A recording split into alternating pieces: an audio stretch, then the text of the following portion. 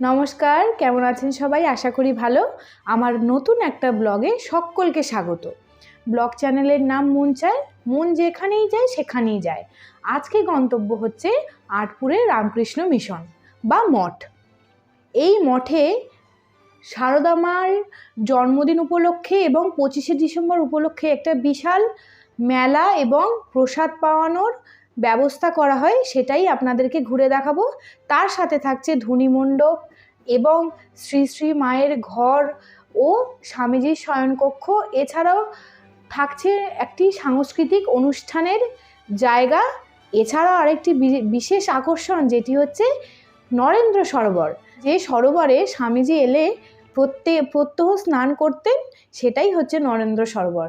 সেটা হয়তো আপনারা কেউ কোনোদিনও দেখেননি। এই আটপুরেই অবস্থিত আছে এই নরেন্দ্র সরোবরটি। আপনাদেরকে সেটিও ঘুরে দেখাবো। চলুন, আমার ক্যামেরার চোখ দিয়ে আপনারাও দেখুন এই আটপুর মিশন ও প্রেমানন্দ মহারাজজির বাসস্থল। আমার ভিডিও আপনারা দেখছেন, দুটো ভিডিও তো আপনারা খুবই পছন্দ করেছেন, কিন্তু সেই অনুযায়ী আপনারা কেউ কিন্তু আমার চ্যানেলটাকে সাবস্ক্রাইব করছেন না। এই বড়দিনে এইটাই হচ্ছে আমার মনের দুঃখ।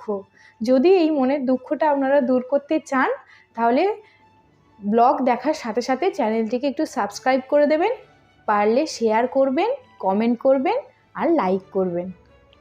কেমন আছেন সবাই? আশা করি ভালো। আজকে ক্রিসমাস 25শে ডিসেম্বর। আমরা চলে এসেছি আটপুর প্রেমানন্দজির মঠে।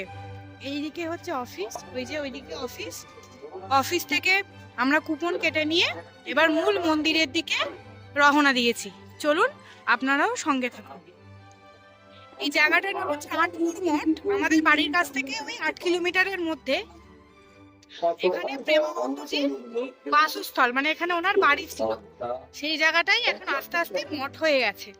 এবার আমরা মূল মন্দির সেখানে যাচ্ছি। এই যে এখানে লেখা আছে রামকৃষ্ণ মঠ আটপুর। এই ঘরটাকে মানে শীতকালের দিকে বা বছরের 3 বার বোধহয় দীক্ষা দেওয়া হয়। এই যে এখানে যেগুলো দেখতে পাচ্ছেন সেগুলো নতুন করে তৈরি হয়েছে। এটা হচ্ছে যাত্রী নিবাস। মানে আগে ব্যবস্থা ছিল না, রাত্রেবেলা কোনো ভক্ত এসে এখানে থাকার ব্যবস্থা ছিল না, কিন্তু এখন বছরখানেক হলো এখানে থাকার ব্যবস্থা সুব্যবস্থা করে দিয়েছে।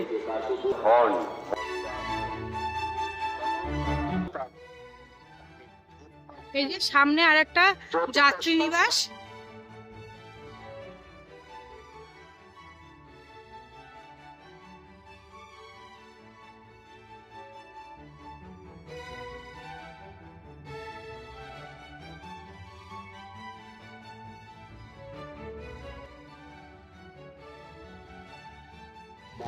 এই যে গেস্ট হাউস 2018 সালে তৈরি হয়েছে।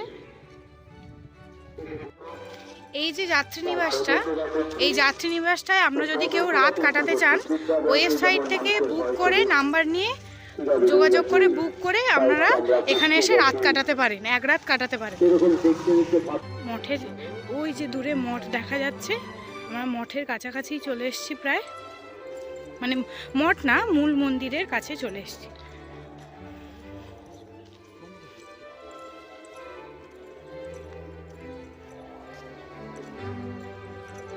এখানে মঠের নিজস্ব এইসব জায়গায় নার্সারি আছে। এইখান থেকেই ফুল তোলে মহারাজরা, আর ওই ফুল দিয়েই মানে পুজো হয়।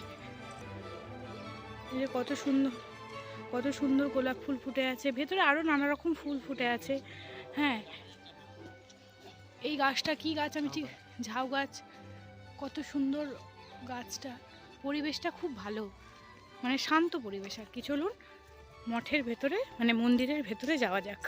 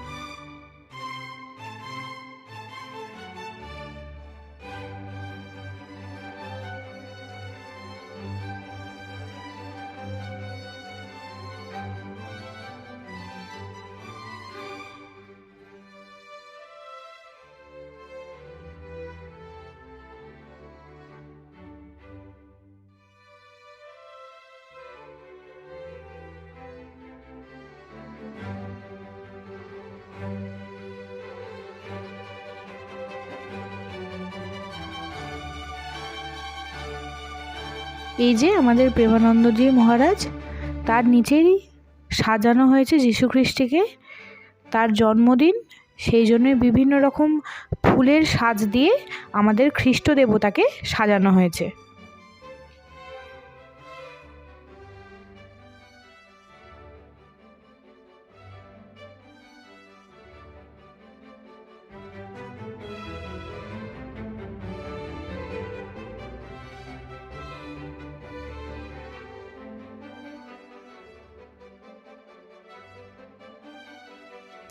মূল মন্দির দর্শন করার পর এখন বাজে 11:45। 12টা থেকে প্রসাদের সময়, সেই কারণেই আমরা লাইন দিতে চলে এসেছি প্রসাদ পাওয়ার জন্য। আমরা এখন এই যে লাইনে দাঁড়িয়েছি, আমরা কুপন কেটে এবার প্রসাদ পাওয়ার জন্য এখন প্রসাদের যেখানে খাওয়াই সেখানে যাচ্ছি। 100 টাকা করে কুপন। আপনারা ওখানে আছে, ওই দেখালাম অফিসটা আপনাদের, সেই অফিস থেকে 100 টাকা দিয়ে কুপন কেটে রোজই খাওয়ায়। আজকে একটু স্পেশাল, যেহেতু 25শে ডিসেম্বর, সেহেতু ওই জন্য অনেক লোকজন হয়েছে।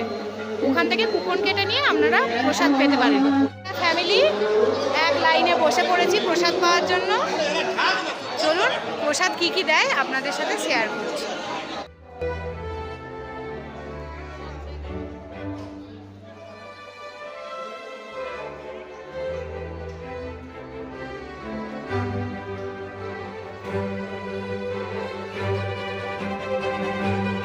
আপনাদের বলেছিলাম কি কি প্রসাদ দেয় দেখাবো, কিন্তু প্রসাদ দেওয়ার তাড়াহুড়োর কারণে আমরা সেইটা শ্যুট করতে পারিনি।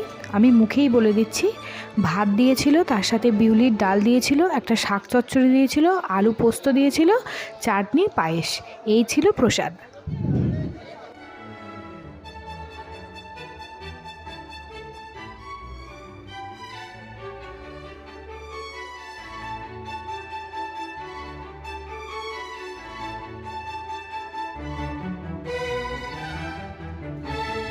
এখানে দেখুন বিভিন্ন রকম রামকৃষ্ণদেব, বিবেকানন্দ, সারদা মায়ের কীর্তি দেওয়া রয়েছে।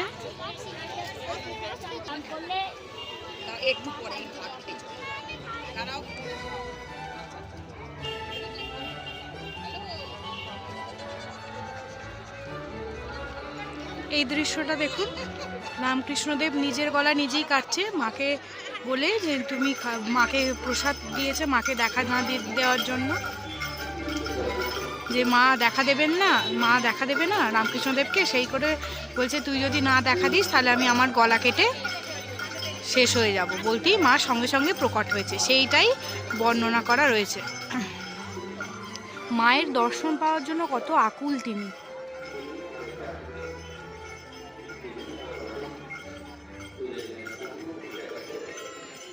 এই যে এই দৃশ্যটা দেখুন, রামকৃষ্ণদেব মা সারদা মাকে কালী রূপে পুজো করছে।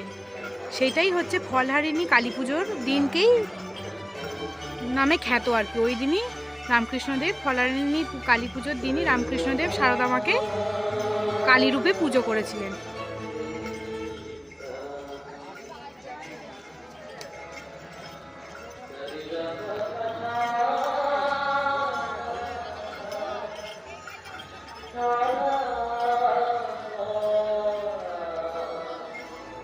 চলুন এবার আমরা ধুনি মণ্ডপের দিকে এগোচ্ছি। ধুনি মণ্ডপের ঠিক পাশেই একটি স্টেজে সাংস্কৃতিক অনুষ্ঠান হচ্ছে, আর তার পাশে রয়েছে ধুনি মণ্ডপ। ধুনি মণ্ডপটাতেই স্বামীজি তার আরও 9 জন বন্ধুকে নিয়ে এসে, স্বামীজি সহ 9 জন বন্ধু এসে এখানে সন্ন্যাস গ্রহণ করেছিলেন। তারই একটা ফলক দেওয়ালের মধ্যে তুলে ধরা আছে, সেটাই আপনারা দেখুন। এবং এই পথেই পড়বে শ্রী শ্রী মা তার শয়নকক্ষ এবং স্বামীজির শয়নকক্ষ।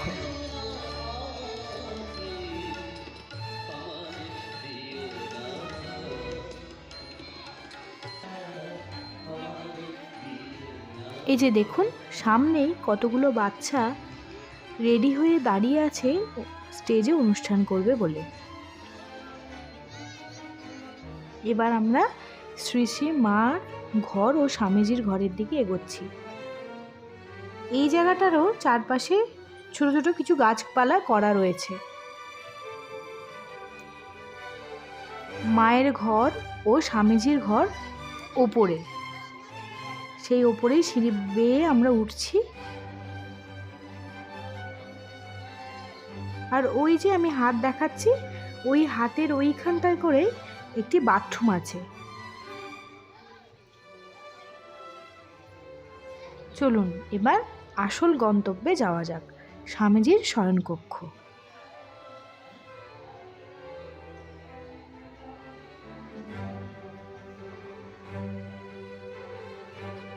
কত সুন্দর আলপনা দিয়ে গোটা ঘরটা ঘিরে রেখেছে।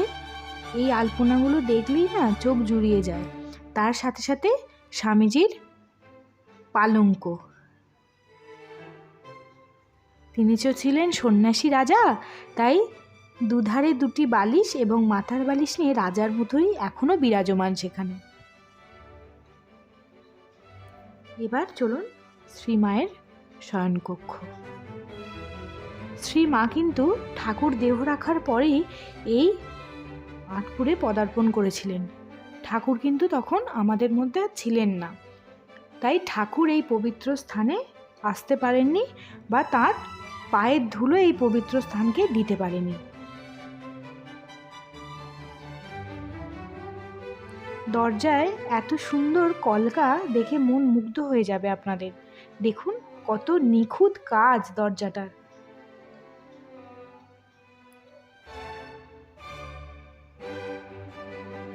এই যে আপনার সবার মায়ের ছবি আমার সামনেই আছে, আপনারাও সেটা দেখুন আমার ক্যামেরার চোখ দিয়ে। এই ঘরেই মা এসে থাকতেন। মায়ের বিভিন্ন ব্যবহৃত জিনিস ওই আলমারির মধ্যে এখনো গচ্ছিত রাখা আছে।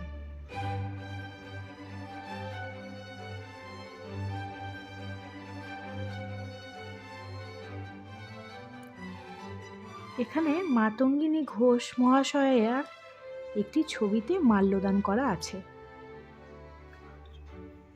এই যে মাঝখানের তিনি হচ্ছেন আমাদের প্রেমানন্দজি মহারাজ।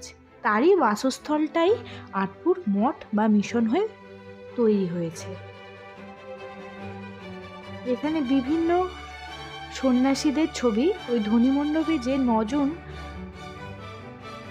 সন্ন্যাস গ্রহণ করেছিলেন সেই 9 জনের ছবি, তার সাথে সাথে আরও 4 জন, মোট 12 জনের ছবি এখানে দেওয়া আছে।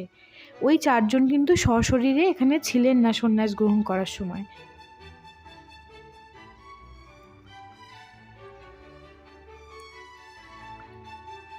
মানে সন্ন্যাস গ্রহণ করার সময় কারা কারা ছিলেন তাদের নামগুলো এই ফলকে দেওয়া রয়েছে।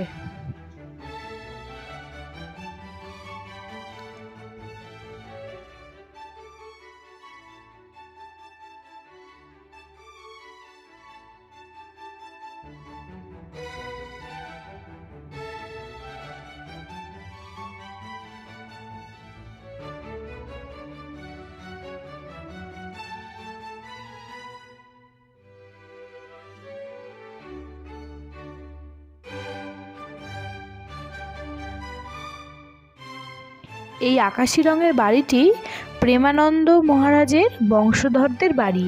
এটি এখনো মঠের আওতায় আসেনি। বহু প্রতীক্ষার পর মূল আকর্ষণ নরেন্দ্র সরোবর। এই যে এই রাস্তাটা দিয়ে আমরা একটা পুকুরে যাব, যে পুকুরটায় বিবেকানন্দ স্নান করেছিলেন। চলুন দেখতে থাকুন। রাস্তাটা খুবই সংকীর্ণ, ছোট এবং দু সাইডে পুরো বন হয়ে গেছে। তবু আমরা সাবধানে আপনাদের জন্যই যাচ্ছি, দেখানোর জন্য। দেখতেই পাচ্ছেন রাস্তাটা কি নোংরা আর খুব ছোট, আর দুপাশে জঙ্গল হয়ে আছে। পুকুরটি নয় কিন্তু, এখানেও একটা বড় পুকুর আছে, এই পুকুরটি কিন্তু নয়। ওই দূরে মানুষজন আসছে, জুম করে দেখাচ্ছি দেখে।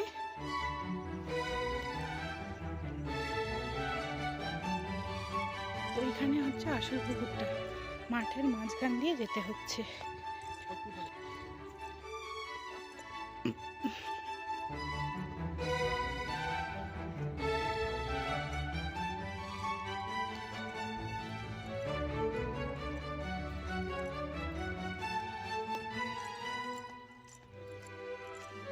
এসেই গেছি আমরা, আর একটু পথ যেতে হবে। দুধারে কিন্তু চাষযোগ্য জমি হয়ে আছে।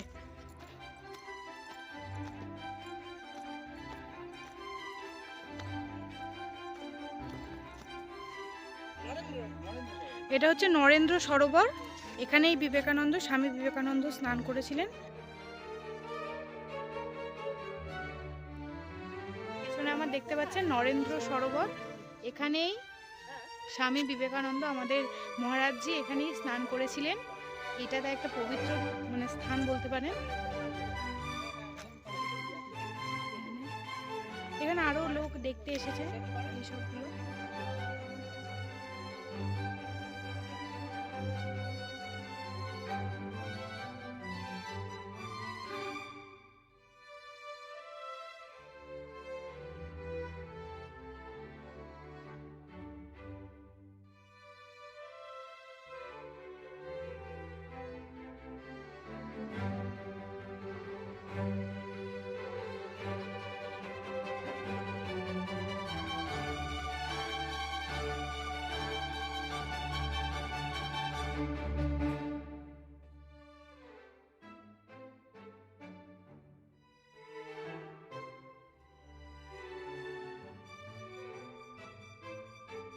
এটা হচ্ছে আমার অনেক ছোটবেলাকার বন্ধু, প্রায় 8-9 বছর পর ওর সাথে আমার দেখা হলো, তাই এই নরেন্দ্র সরোবরে এসে ওর সাথে দেখা হলো, তাই একটুখানি ওকেও ব্লগে নিয়ে নিলাম।